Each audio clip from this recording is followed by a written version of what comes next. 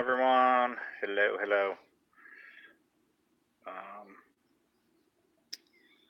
this is Pete going live, August 11th, 10 p.m. Eastern Time. There's a few things I want to talk about. Mainly, I'm going to focus on the Unite the Right rally, which is going to take place tomorrow in my hometown of Washington, D.C. Unfortunately, I will still be in Western Massachusetts at that point, where I am now, of course. So I will not be there. You see, I'll make sure I have this turned up loud enough. There, I can make it louder there. Turned up the volume a little bit. So yeah, I'm going to discuss Unite the Right rally, basically in terms of that the National Park Service was wrong in granting their permit for a few different reasons, but I think I might focus mostly on what the activities of the Unite the Rally are or will be based on last year's Unite the Right rally in Charlottesville and how that turned out to be a complete and utter disaster. And mainly because those activities that not just that last year's rally, but all the organizations involved, the white nationalist, neo-Nazi organizations, are mainly engaging in not protected First Amendment speech activities. And I'll go into that a little bit. But a lot of people are going to be coming to town, mostly counter-protesters. I understand it that the alt-right is heavily divided, largely from the disaster of last year's Unite the Right rally in Charlottesville, but also subsequent actions where Antifa and other allies of Antifa have been able to disrupt different speaking engagements of leaders of the alt-right. They've been very successful in these efforts, and also in doxing some of the alt-right people. If you don't want people to know who you are and you're espousing extreme far-right, intensely hateful and violent speech, and you're promoting an white ethno state and so forth, which would obviously include genocide and ethnic cleansing. Like, if you don't want people to know that you're engaging in that speech, maybe you shouldn't be engaging in that speech in the first place. So Antifa and some of their allies have been able to dox, which is expose, identify alt-right participants in the alt-right rallies and so forth, to their family members, to employers, and in some cases, they're public employees, or they're employees that are responsible for students, younger people, they're in positions of authority sometimes. And in a democracy, we should know, really, in this day and age too, the information is out there. It's pretty easy to figure out who's who and what views you're espousing. And, if you have a private employer, or if you're a government employee, maybe your employer doesn't really want to be employing somebody who's a neo-Nazi or a pretty hardcore white nationalist. So those are the types of speech that's always engaged in at these type of events. And so really, they're not protected First Amendment activities. Now, the limitations on the First Amendment, attorneys have written a lot about this. There's even been case history on this, even going up to the Supreme Court, that there's some limitations upon the First Amendment. Now, a lot of people seeing this might be like, "Well, Pete, you're an activist. You've gone to court a few times to fight to expand the First Amendment." Well, yeah, in certain realms, I have strenuously argued for the expansion of First Amendment in certain areas, definitely. Areas such as where we can petition a redress of grievances peacefully to our government? Yeah, absolutely. If we're nonviolent and have a grievance with the government, I believe we should be able to protest on the steps of the Capitol building. I believe that since lawyers and so forth arguing cases before the Supreme Court can hold large press conferences up on the lower steps and the entire plaza area of the Supreme Court, then we holding certain opinions should also be able to be on the plaza.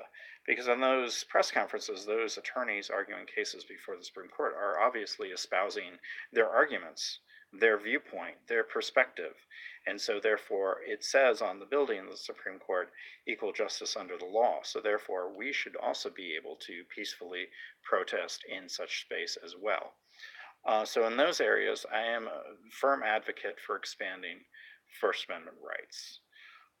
If you're a nonviolent protester, I believe there are many areas that the Park Police, the Secret Service, so forth and so on. We're talking about Washington, D.C. mainly, because that's where I live.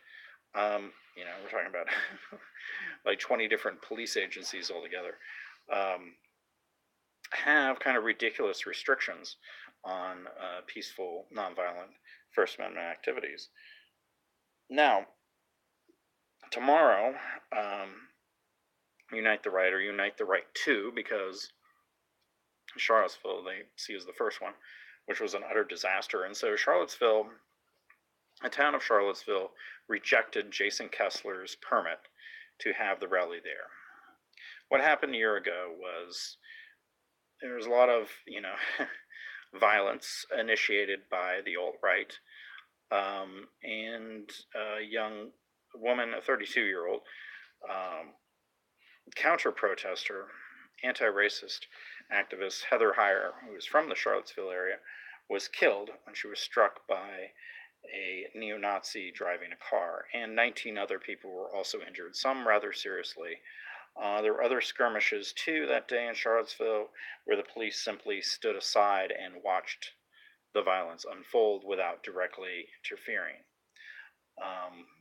And so there was a young man, an African-American man, rather young, who was bludgeoned very close to the point of death inside a parking garage.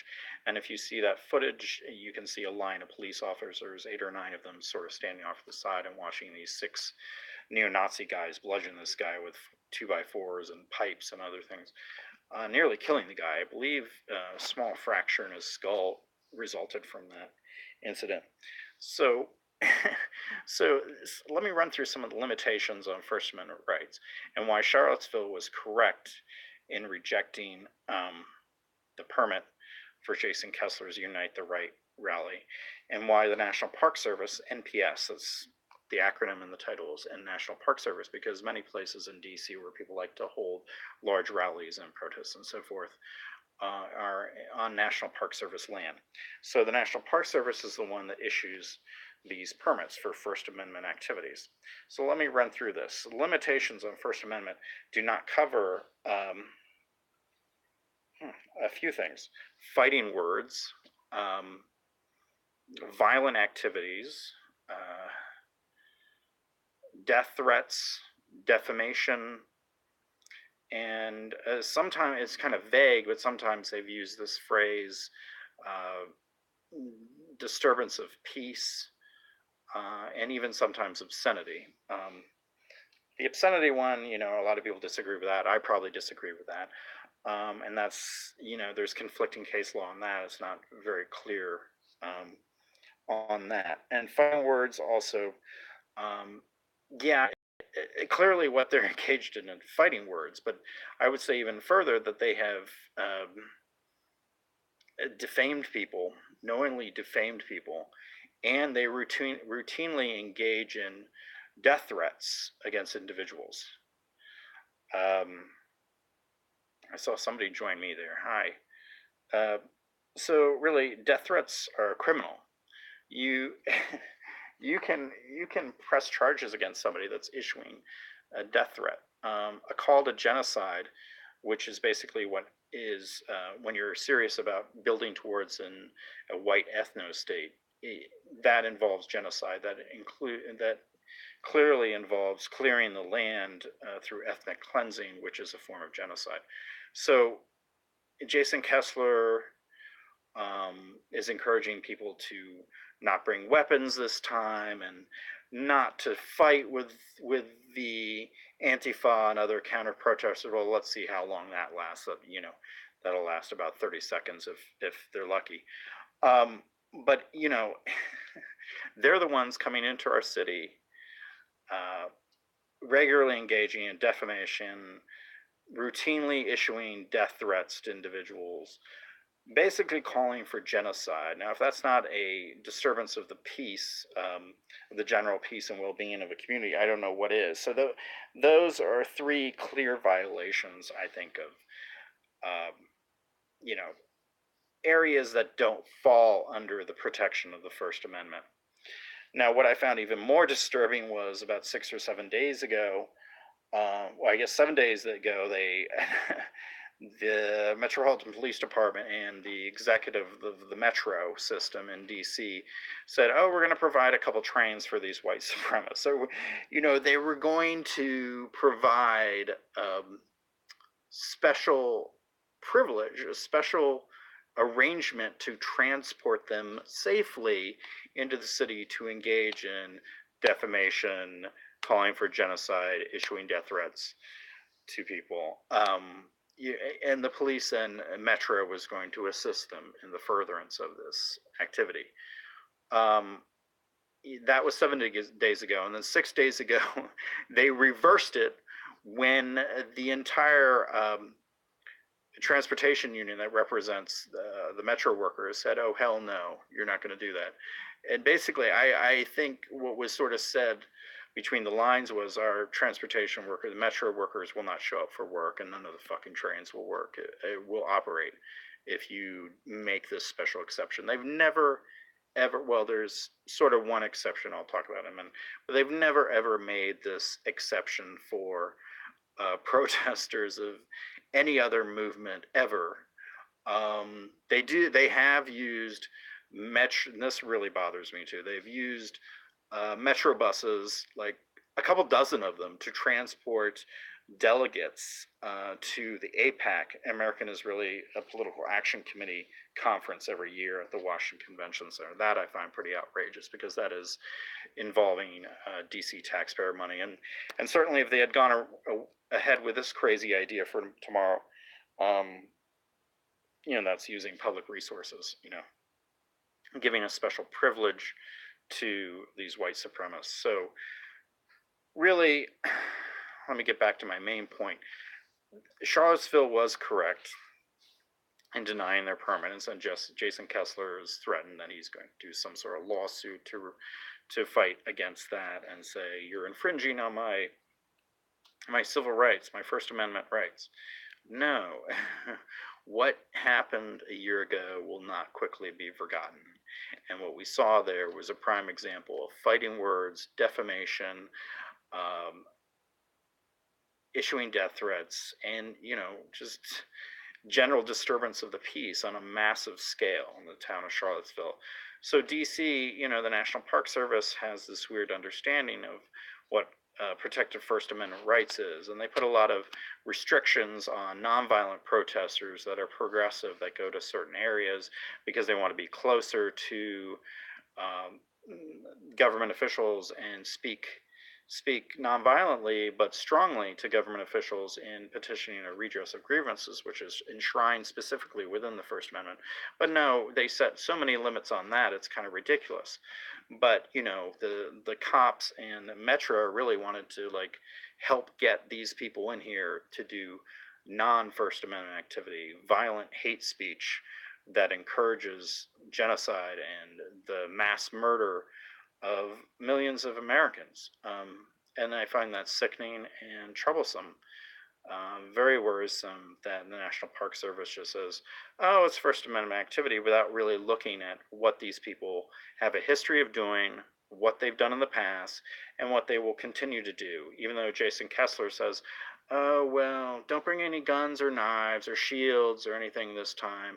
But then on their page, they're also encouraging them to wear masks to conceal their identity because they're too ashamed to show, I'm not advocating for mask laws or anything like that, but they're doing it because they're ashamed of what they're advocating for. Now, it's bullshit, and they're intellectually dishonest, and they're punks, basically.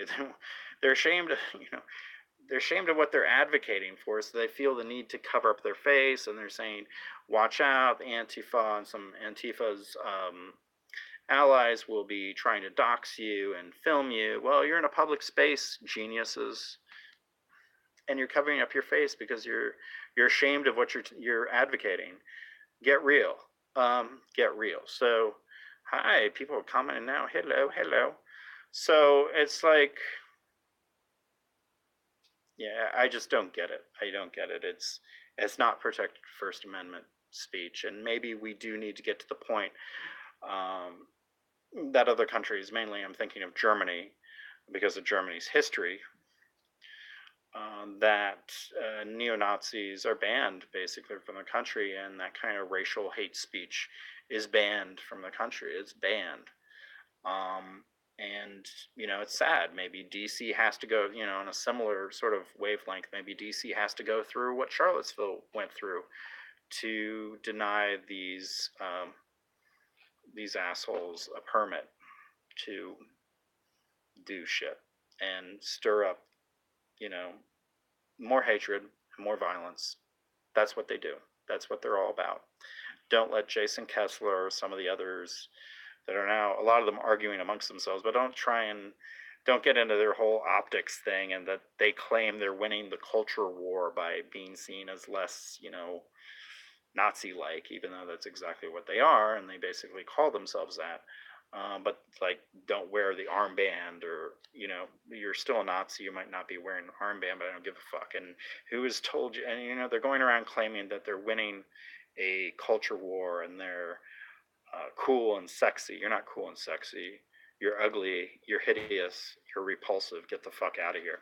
Please don't come to my hometown anymore, because we're going to have to make this clear to the National Park Service and to other entities in DC that issue permits, that this kind of activities, there's been limits, there's been case history there, that those activities are not protected First Amendment activities. So my friends that are going to the counter protests tomorrow, be careful, stay with your group of friends, be vigilant and aware of what's around you. And protect one another and care for one another. It's going to be pretty stressful. I do think the turnout's going to be pretty low on the alt-right side, so that's great. And I think the counter protesters, a lot of my friends involved in that, I think will probably outnumber them 20 to 1, maybe 30 to 1.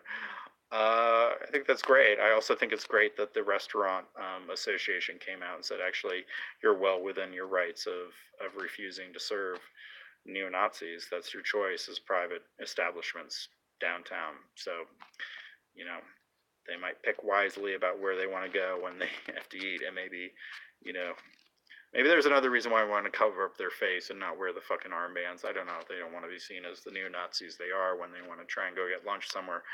But that's all I have for this. So anyways, that's all I have. Thank you for joining me.